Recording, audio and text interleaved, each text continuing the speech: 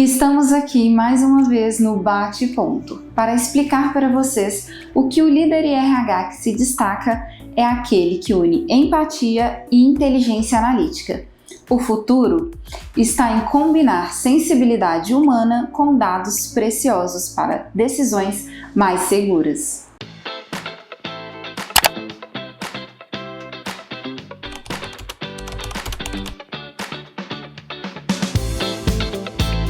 Ícaro, conta pra gente como o DISC evoluiu com a chegada das tecnologias e do RH digital.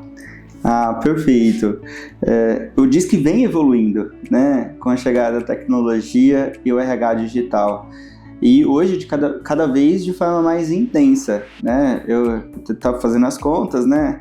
E quando eu entrei no RH, mais ou menos uns 15 anos atrás, lembro que eu fui trabalhar numa multinacional e a gente não tinha tecnologia nacional ainda de forma difundida como tem hoje para mapeamento comportamental DISC, né? Então eu sou da época que a gente aplicava mapeamento DISC apenas para cargos de alta gestão e a compra, né, dos créditos para gerar os relatórios era feita em dólar ou em euro. Nossa. Quer dizer, tornava muito inviável esse processo mais estratégico, né, utilizando a metodologia DISC.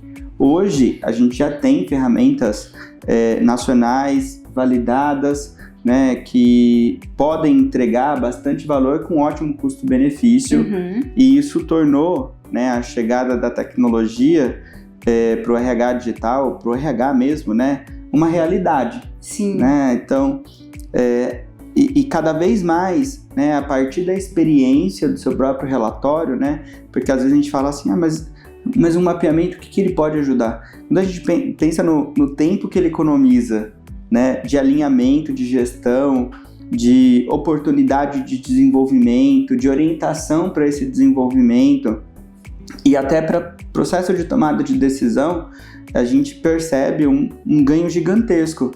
E o DISC vem evoluindo não só no sentido, né, de se tornar mais democrático para pequenas, médias e, claro, para grandes empresas que sempre tiveram esse acesso, mas que podem estender agora esse mapeamento para a área operacional, que era algo que a gente também não pensava antes, né? A gente olhava para uma ferramenta, até pelo custo, né, dessa ferramenta, a gente tinha um olhar mais para aplicação, para diretoria, para cargos de gerência e etc. Né? A gente fez um trabalho no ano passado bastante interessante de aplicação dentro de um supermercado para as pessoas que trabalhavam ali, né? Então, para o repositor, para a caixa, para as pessoas que estavam naquelas áreas mais operacionais e que esse tipo de metodologia não alcançava. E ainda que a gente teve uma grande resistência no início, né? Porque o pessoal falava assim, mas será que eles não que vão entender, que não vão entender? É um relatório bastante longo e etc. O resultado foi impressionante.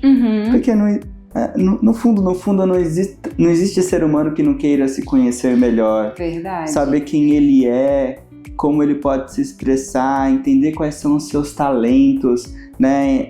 Saber falar sobre si. A metodologia diz que ela tem essa mágica de ajudar a pessoa a falar sobre si, né? Mais ou menos como a poesia ou a música, ela funciona para traduzir os nossos sentimentos às vezes, né? Você escuta uma música ou lê uma poesia e você fala assim, nossa, disse exatamente o que eu tô sentindo, mas você não tinha esse repertório, essas palavras. O DISC, ele ajuda você a falar sobre você. Você se identifica, né? A gente tem 98%, entre 97% e 98% de assertividade, né, naquele repertório. E isso tem destravado e desbloqueado tantas pessoas. O RH sente muito isso, principalmente em cargos de primeira instância, que as pessoas estão chegando, a dificuldade que as pessoas têm de falar sobre elas, de saber quem elas são, qual é o seu diferencial. Aquelas perguntas simples de entrevista, né? Qual é o seu diferencial? Quais são os seus pontos a desenvolver? Quais são os seus pontos fortes? E algumas vezes, até de forma curiosa, as pessoas vão buscar essas respostas no YouTube, como se ele pudesse falar sobre elas, né? Então, a gente percebe a dificuldade, de fato, desse processo de autoconhecimento chegar à base e ele tem chegado e tem feito muita diferença, né? O próprio recrutamento e seleção tem sentido os benefícios, né, dessa chegada, porque quando você vai entrevistar alguém que não tem o que falar é muito mais difícil, né? Nossa! Como você vai fazer? Mas ela não conseguir falar, atingir essa competência, né, de conseguir se expressar, não quer dizer que ela não tenha competência técnica para fazer, ou a competência funcional para realizar, entende? Então eu acredito num processo democrático que tem que essa tecnologia, junto com o RH digital, o RH mais conectado a esse digital, tem proporcionado para uma revolução, sabe? Para quando a gente olha gestão de pessoas na prática. Ah, ótimo. E você acredita que o futuro das empresas está em unir dados comportamentais com dados operacionais como ponto de performance? Mas com certeza, né? A gente vive no RH o seu advento, mas o momento do que a gente chama de People Analytics, né? As decisões baseadas em dados e dados comportamentais, né? Esse talvez seja o maior dos tesouros. Quando a gente pensa nas Big Techs hoje, qual que é o grande tesouro, né? O que torna elas tão valiosas, né, e tão grandes e representativas, né, que chegou ao nível de governos estarem disputando o seu domínio, a capacidade delas entenderem o comportamento humano. Sim. Entende? Então a gente pode falar isso num nível de gestão governamental, mas a gente pode falar, claro, a gente pode olhar para essa informação num nível de gestão empresarial. Claro que quanto maior a empresa, quando ela cruza diversas culturas, isso tem um nível de complexidade diferente, né? Então, porque ainda que a gente fale só de Brasil, quando a gente está falando do comportamento humano de alguém que mora no sul, centro-oeste é diferente de quem mora no norte e nordeste, tem diferenças culturais que importam. Sim. E esse talvez seja a chave da questão. Essas diferenças culturais, elas importam. Muito. Entende? No processo de gestão. Então, unir essas informações, olhar para essas informações como uma informação valiosa, porque representa o outro, sabe? E como isso pode interferir, né, o processo operacional, é o que dá gancho para uma performance mais fluida e mais humana. A pessoa, ela produz mais quando ela se sente mais respeitada, no fundo, sabe? Então, quando eu olho para essa informação, para esses dados, e eu não falo de dados, eu falo de dados sobre pessoas, né? A gente, na Freedom, o nosso slogan é mapeamos comportamento, mas enxergamos pessoas. E eu acho que esse é a nossa orientação e é o objetivo do RH do presente, né? Não é mais do futuro, é do presente, que não tem como a gente continuar, né, com toda a informação que a gente tem, com todos os recursos que a gente tem, agindo como se a gente estivesse no passado e achar que vai ter o mesmo resultado. Tá aí, né, um grande desafio do nosso momento, como lidar com as novas gerações. Né? Porque a gente não mudou a chavinha ainda, mas essa geração já mudou.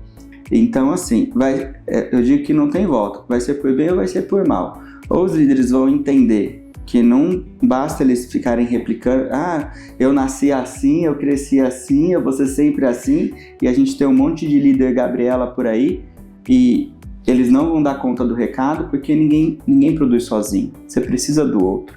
E cada vez mais a gente vai precisar das novas gerações, né? Então, essa transformação e esse alinhamento dos dados, mas não só como dados, mas esses dados que representam um ser humano, uma pessoa, que se eles forem lidos com esse respeito, a gente vai conseguir atingir resultados de performance, resultados operacionais com muito mais facilidade. Excelente. Ícaro, e que conselho você daria para empresas que querem começar a aplicar o DISC de forma estratégica? O estratégico, para mim, essa palavra, eu tenho um pouco de cuidado com ela, porque eles colocam em tudo, né? Deixa mais bonitas as frases, né? Sim. Mas para mim, estratégico é o quê? É você conseguir entender que essa informação, né, ela, de alguma forma, ela informa sobre o futuro. Entende? Ela antecipa. A análise DISC, né, o mapeamento DISC, ela é uma análise preditiva do comportamento futuro. Entende? Entendi. Que vai se dar num presente no dia a dia. Mas ela é uma análise preditiva de um futuro. Então, para mim, o estratégico é fazer essa leitura e entender, tá? Se ele é uma análise do futuro, tá? Eu tenho que entender se onde eu quero chegar, né? Se o meu objetivo está alinhado com essa entrega futura. E aí, para mim, eu consigo fazer, então, uma leitura de fato estratégica.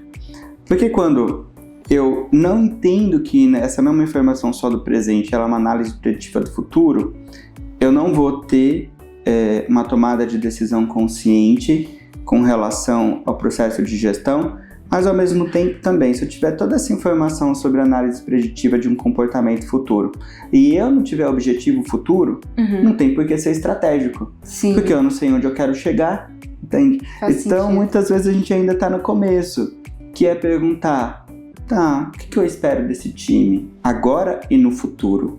Comecei né, a falar que eu posso utilizar esse recurso como uma análise estratégica. Sim. Entende? E talvez esse seja um desafio do RH atual, né? Ele ainda espera que esse objetivo futuro, ou que esse resultado futuro, seja dito por alguém.